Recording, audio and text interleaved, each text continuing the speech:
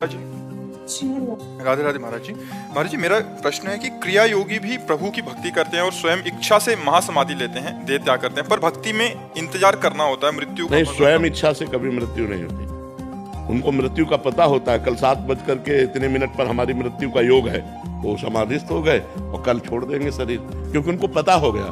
भजन करने से पता हो जाता है कि कल हमारा शरीर छूट जाएगा। तो वो ऐसा नहीं है कि प्रभु के विधान का जो मृत्यु का समय है उसको टाल करके वो पहले ले लेते, नहीं, वो प्रभु के विधान के समय ही मृत्यु योग अपना उपस्थित मान करके समाधि को प्राप्त हो जाते हैं। कोई मनमानी जो मृत्यु करता है उसे आत्महत्या कहते हैं। वो आत्म वाले की दुर्गति होती, सदगति नहीं होती। समाधि जो ली जाती है उसमें प्रभु का संकेत होता है कि आज के अमुक दिन में अमुक तारीख में तुम्हारा शरीर पूरा हो जाएगा, तो वो उसी तारीख का चिंतन करते हुए समाधि ले लिया और बस शरीर पूरा हो गया। समझ पा रहे आप? ये पूछना था कि सर, अगर भगवत प्राप्ति करनी हो, जीवन मुक्ति लेनी हो या प्रिया प्रीतम के चरणों को पाना हो, तो क्या सबसे सटीक है?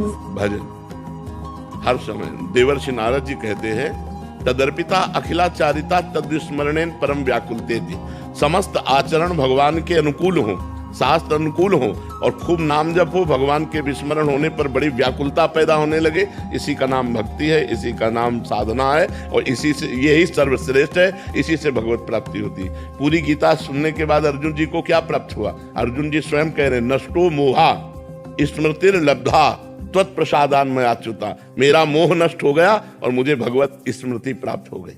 ये खास बात है। हर समय भगवान की स्मृति में डूबे रहने वाला सब, चाहे वो ज्ञान मार्ग का साधक हो, चाहे भक्ति मार्ग का साधक हो, चाहे कर्म मार्ग का साधक हो, सबका मतलब है, जैसे योगी जन भगवान को परमात्मा कहते हैं, ज्ञानी जन ब्रह्म कहते हैं, भक्त जन भगवान कहते हैं, प्रेमी जन लाडिले कहते हैं तो वही।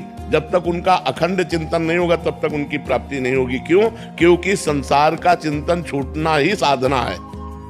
संसार का चिंतन छूट जाए और भगवान के चिंतन में तन्मय, यही सिद्धावस्था है। इसी के लिए प्रयास किया जाता है।